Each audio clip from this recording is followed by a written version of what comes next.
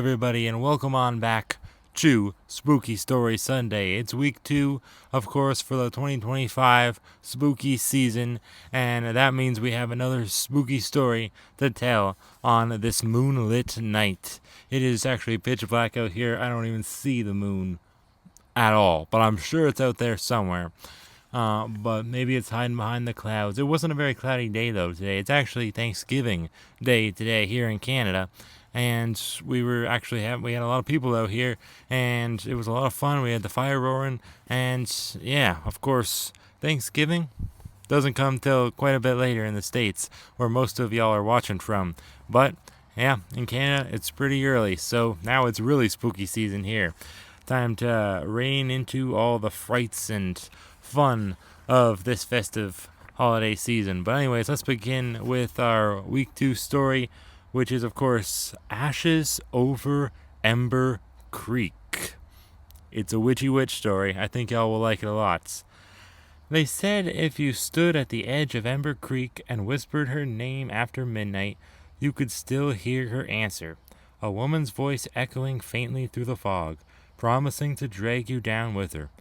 Most people in Raven County didn't talk about the mine fire anymore, not since it burned for 3 straight days back in 1892, swallowing the town whole. But every so often, someone still went missing out by the old shaft, and the locals said Mother Ash had claimed another. Oh, Mother Ash. The legend drew people, of course. It always does.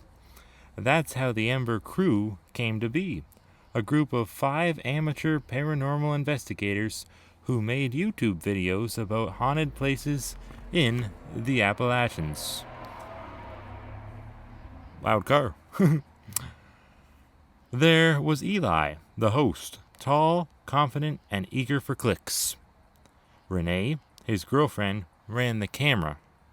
Marcus, the skeptic, handled sound and kept the group grounded. Jess, the local historian, knew every bit of lore they were chasing, and Toby, the youngest, was just happy to be there, manning the flashlight and nervously cracking jokes. Their channel had been growing fast, thanks to a few spooky encounters and clever editing, and Eli wanted something big for Halloween, something real. So when Jess mentioned the Ember Creek mine and the legend of the witch who cursed it, Eli's grin said it all. "This is it," he said. "This is the one that puts us on the map." The sun was dipping low by the time they reached the overgrown access road. The forest was deathly quiet.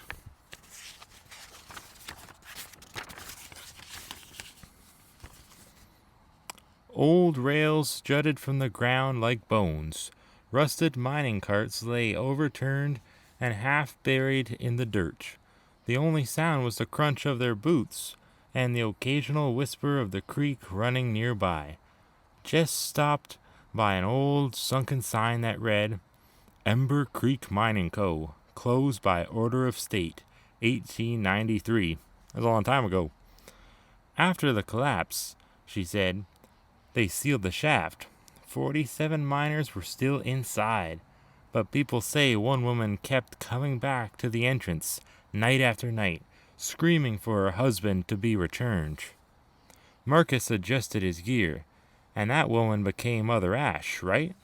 Jess nodded. They say when she realized no one was going to help, she lit a lantern, walked straight into the mine, and never came back out. Toby swallowed hard. And now she, haunts it? Jess smiled faintly. Now she owns it. They reached the collapsed mine entrance just as the last bit of light faded. The tunnel was sealed with thick wooden boards and rusted chains. Eli ran his hand along the boards. So this is where she went in. Renee filmed close-ups of the scorched timber.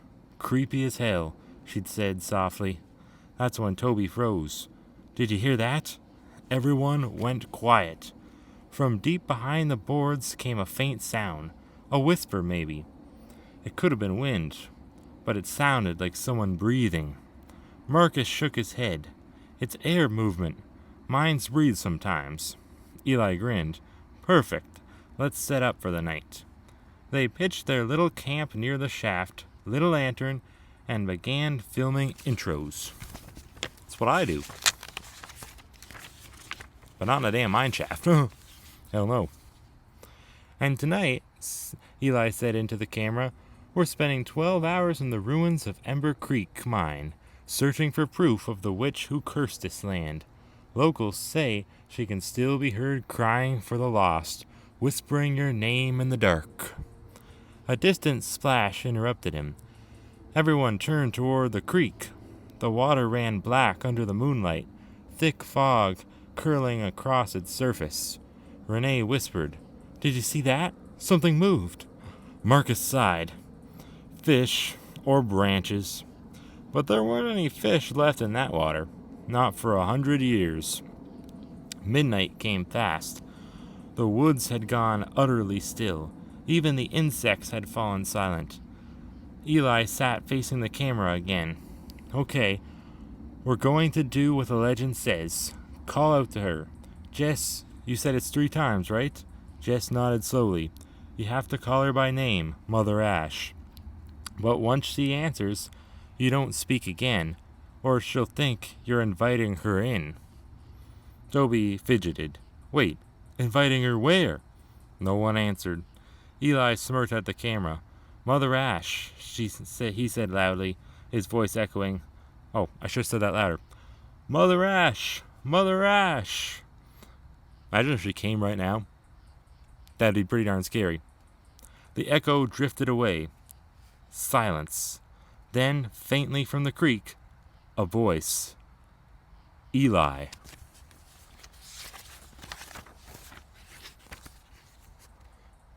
Renee's camera light flickered. Toby gasped. Dude, that was your name. Eli forced a laugh. Wind through the trees. But Jess's eyes were wide. There is no wind. The voice came again, closer this time. Eli.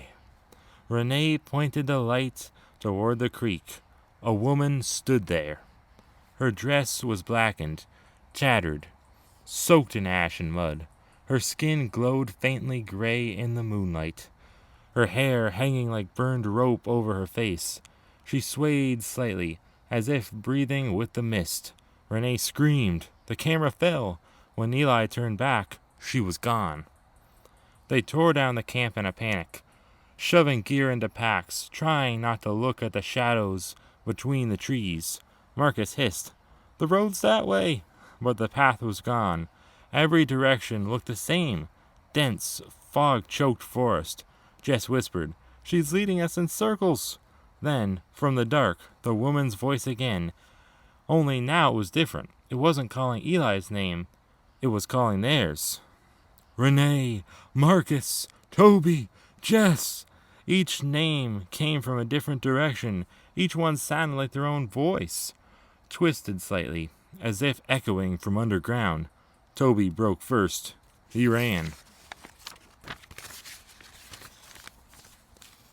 The other shouted for him to stop, but his flashlight beam disappeared between the trees. A few seconds later came a scream, short, sharp, and cut off. Then nothing. When they found the creek again, Renee's lantern caught something half buried in the mud. It was Toby's camera. The screen was cracked but still recording. The last few seconds showed the ground rushing up, and then something pale dragging him out of frame. Eli shut it off, his hands shaking. "We have to go." But Marcus was staring at the water. "No," he whispered. The fog had lifted just enough to reveal faces beneath the surface, dozens of them, floating just below the current, eyes open, mouths moving silently. Renee began sobbing, "Please, please, let's just go." But the water started to boil, and from the center of the creek, something began to rise. She emerged slowly, not walking, but lifted by invisible hands. Her skin dripped black water, her eyes glowing faintly, white beneath the burned strands of hair. When she spoke, her voice came from everywhere. "You took my fire. Eli stumbled back. What? What do you want? Her head tilted, bones cracking with emotion. I want you to remember.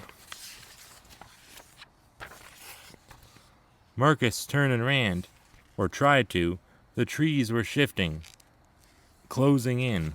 Roots twisted out of the soil, catching his feet. Renee screamed his name as the roots pulled him under.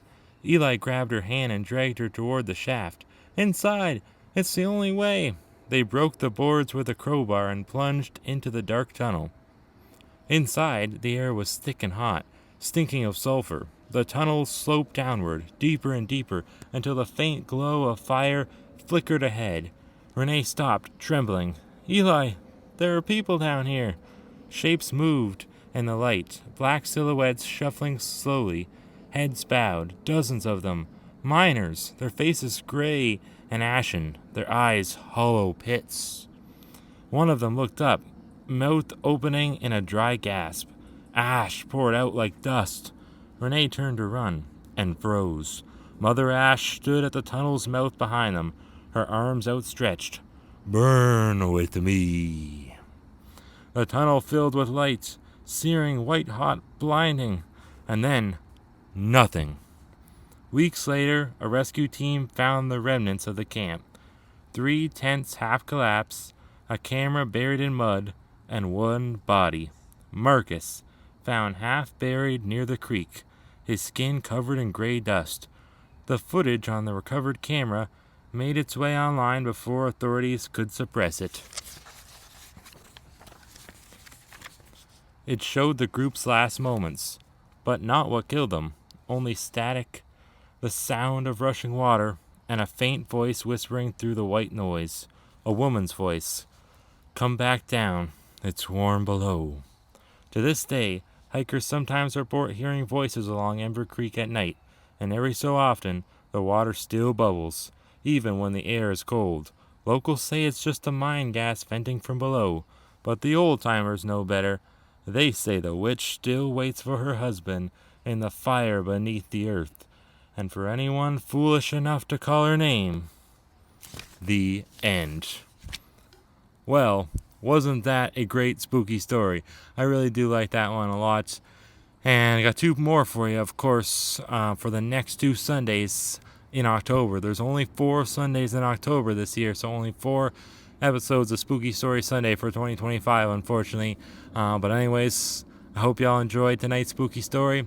Happy Thanksgiving to all my Canadian friends, and I'll be seeing y'all next week for another spooky story. With all that, happy early Halloween. I'll see y'all next time. Hoorah! We gonna catch some witches.